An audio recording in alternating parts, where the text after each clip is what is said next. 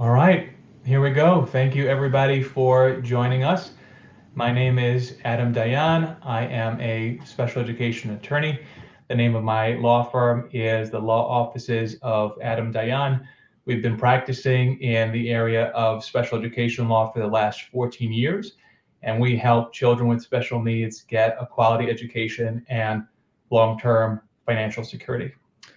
Our law firm also has an award-winning podcast. It's called Curious Incident, a podcast for special needs families. So if you're not familiar with it already, I encourage you to check it out wherever you get your podcasts. It is my pleasure to be speaking with Jodi Klaristenfeld here today. Jodi and her husband are the parents of a daughter who was born prematurely, and Jodi's going to be speaking about some of the challenges that she has experienced along the way. I will add that following that experience with their daughter, Jodi founded a company called Flourish, which aims to provide resources and supports to other parents of preemie children. Jodi, it's wonderful to see you. Thank you so much for being here today. Thanks so much for having me on the program. And even more so, just thanks for all the work you do for parents and families such as my own. Thank you so much for saying that. That's what we're here for, and it's great work.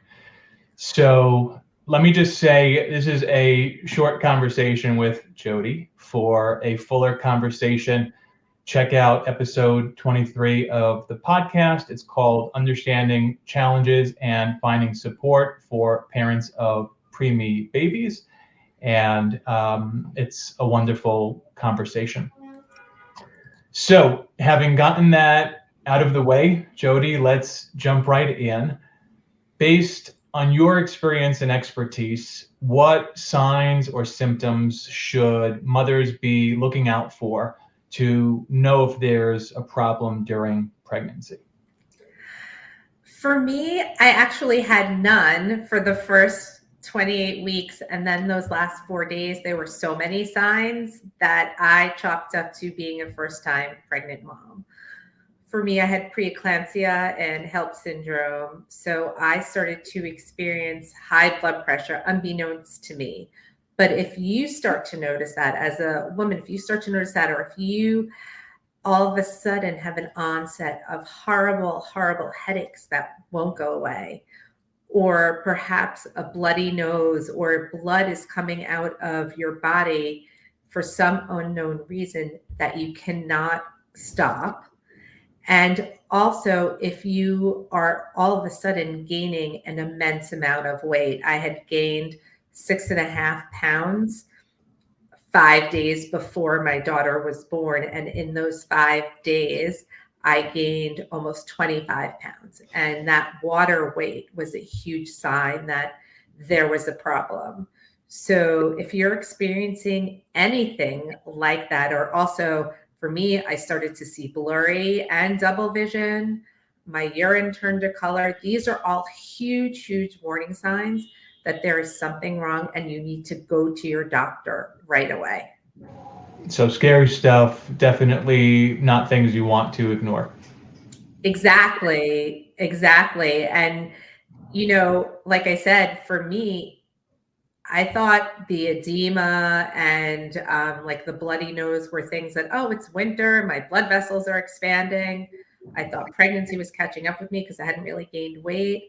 But when it was that I started to see double and blurry and my urine changed color, like within the same, I'd say, hour or two span, that's when I knew something was really wrong. And I went to the doctor right away.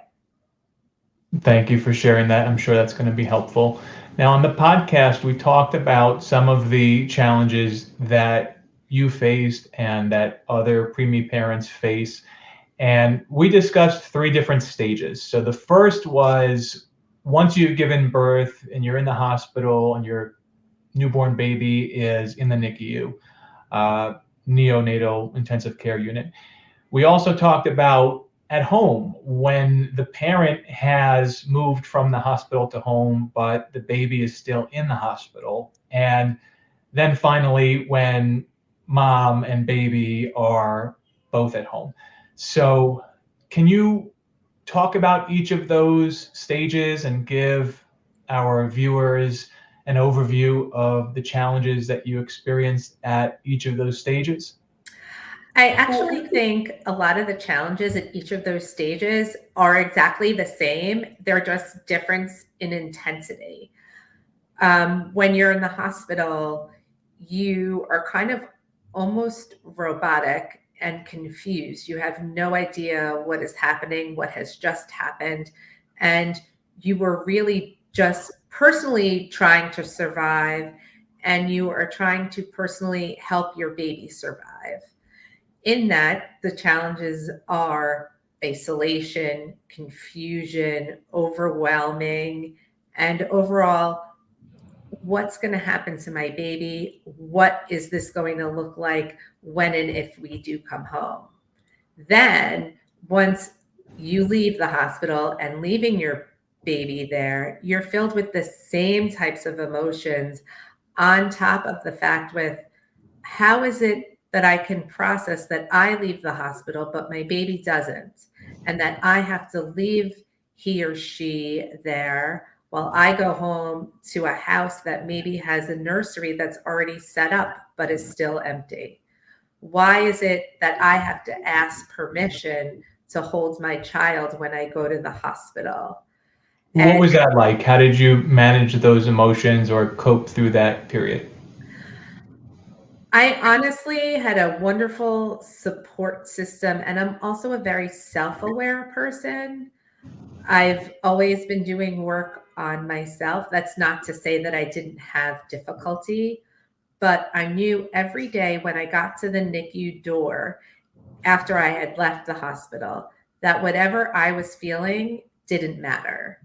I put those feelings aside until I left the hospital because I wanted to focus on bringing positive energy and making it such a wonderful experience to be able to bond with my daughter while I was in the hospital. And for me, that helped me because when I felt her on my chest doing skin to skin, she felt like home to me, and she felt like she was in the right place. And I knew she was in the right place because when I couldn't be there or my husband couldn't be there, the hospital was there providing for her in ways that we couldn't.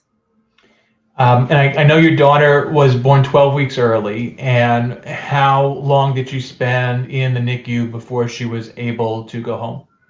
She spent 77 days in the NICU. And I, quite frankly, until she was strapped into the car seat, didn't believe that she was coming home. It's just one of those things that, you work hard for your child to get there, even though they also do so much of the hard work. And then until it's actually happening, it's kind of very surreal. And she transitions home after 77 days. And do you want to talk about some of the challenges you encountered or navigated when she was finally home? So many people think that your journey as a preemie or a NICU parent ends the moment you leave the hospital with your child and that everything is absolutely fine. In all fairness, that's when it gets real. Reality hits you. There's no more 24/7 doctors and nurses watching your child. There's no more monitoring systems.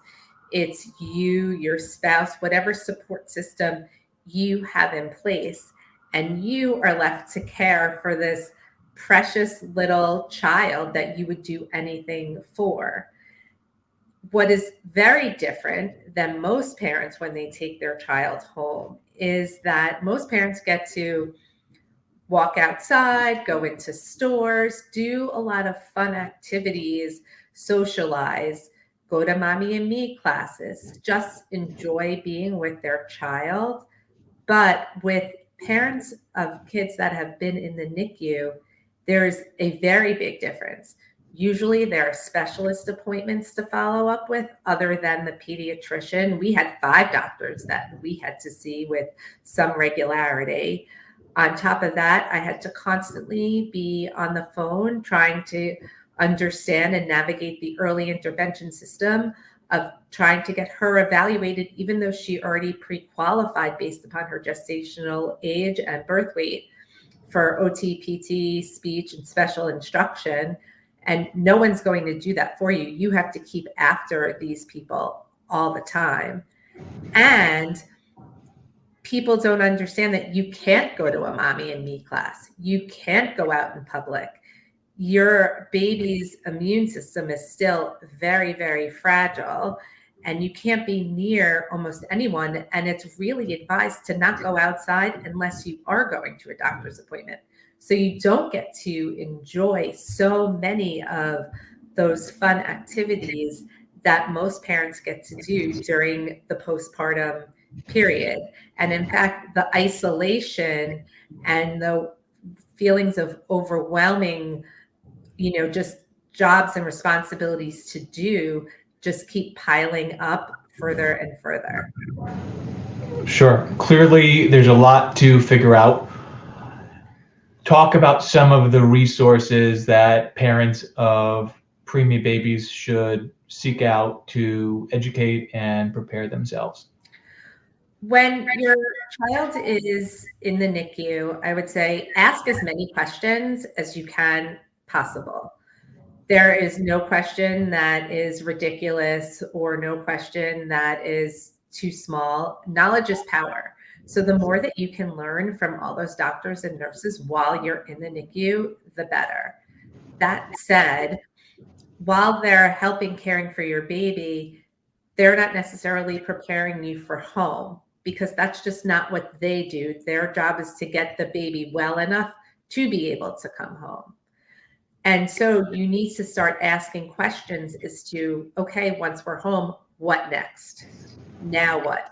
I know kids don't come with an instruction manual, but kids that are in the NICU are generally more challenged. So who are my specialists that my daughter or son saw in the NICU? Do I have to make follow-up appointments? Do I have to talk to someone about physical therapy, occupational therapy? How does that system work? Give me a number to call. Who do I have to contact?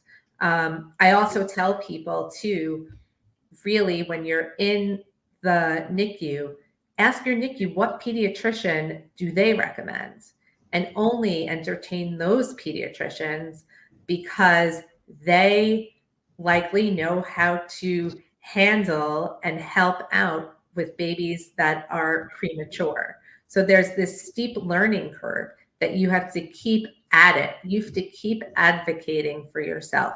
It's one of those things that the help is not going to come to you. You have to be proactive.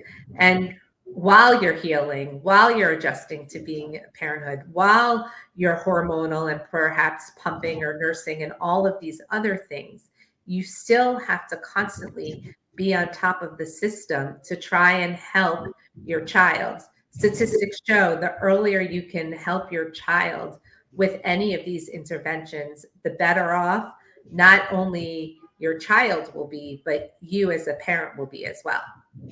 That's all great advice. So talk a little bit about Flourish. I mentioned it before. What is the mission of the company that you founded, and how can Flourish help? Flourish helps by supporting, educating, and empowering preemie and NICU parents. Our journey is just very different than those of full-term parents, especially for the first couple of years. My main goals are really to let parents know they are not alone in this journey. With over 10.5% of babies born per year being born premature, there are a lot of premature parents out there. You do not have to feel like you are alone. But perhaps more importantly, it is important to reframe your mindset as to what your parenthood journey now looks like. Perhaps, I know I did, I thought my parenthood journey was going to go very differently.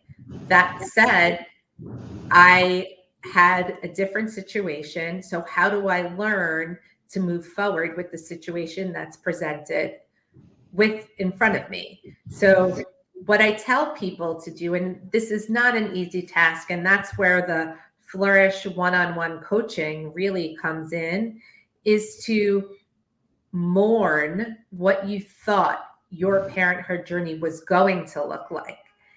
And when you can process what you thought it was going to look like, you could then turn your attention to what your parenthood journey does in fact look like. And with that, you could then learn the tools that you need to help your child, help yourself, and help you enjoy the beautiful complexities of your parenthood journey. I know we only have a few minutes left, but I feel I need to pick up on what you just said about mourning the parenthood that you thought you were going to have. What does that look like exactly? What does that mean? I mean, I think it looks like different things for different people, right? For me, it was, I thought I was going to go into the hospital, maybe 2 or 3 days, later, come home, have a healthy baby, and go about my life. I did a complete reset of my entire life once Jenna was born. I realized what it is I even wanted to do with my life and how I wanted to help others on this road. But it didn't come that easily.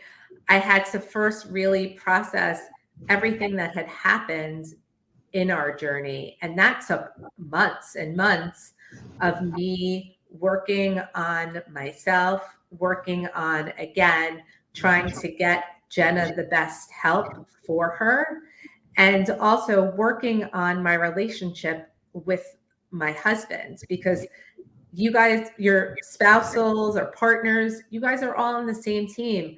But when something like this happens, which is so serious and is so all-consuming of everything, you also have to make time for that relationship as well. So it looks very different for different people. I've been very fortunate that I could compartmentalize where my focus needs to be. But that said, I'm not going to say that it was very easy to do that.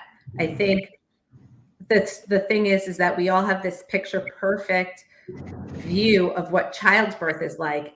And more often than not, that doesn't happen.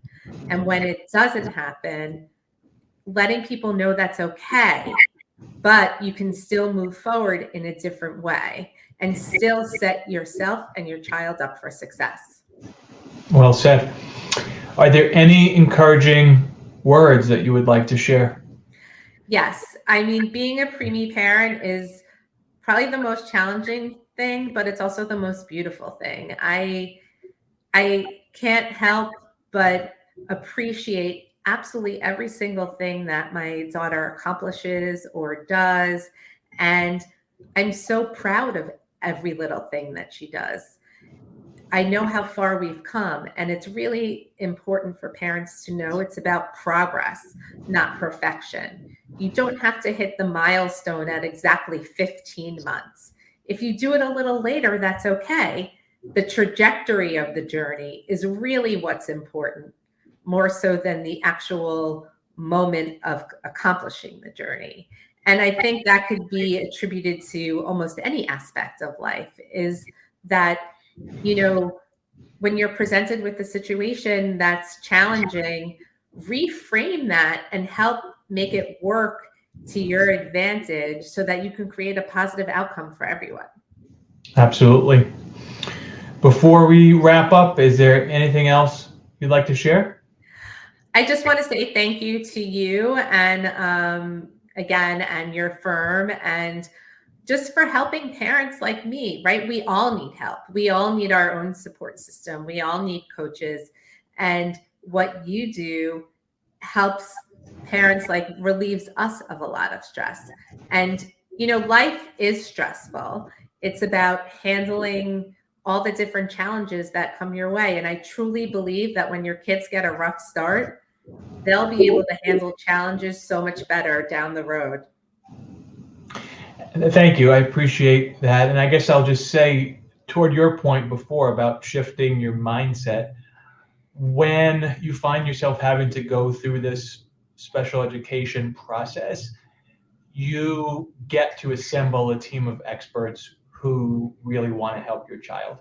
And so I know how overwhelming and challenging it can feel at first, but it's also an opportunity to assemble that team and make sure that experienced professionals are giving you advice and making recommendations for your child to help you get your child into the right setting. So I think that is encouraging.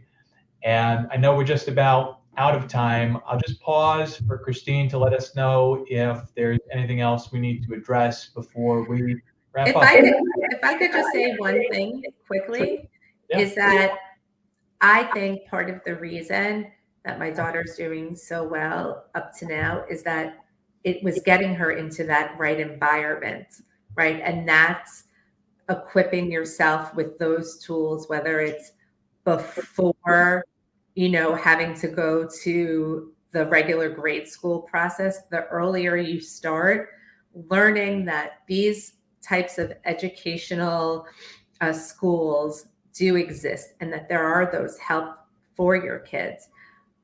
Kids love school, and putting them in the situation where they feel supported and loved will give them all the confidence to move forward. Absolutely. Those programs are out there for sure.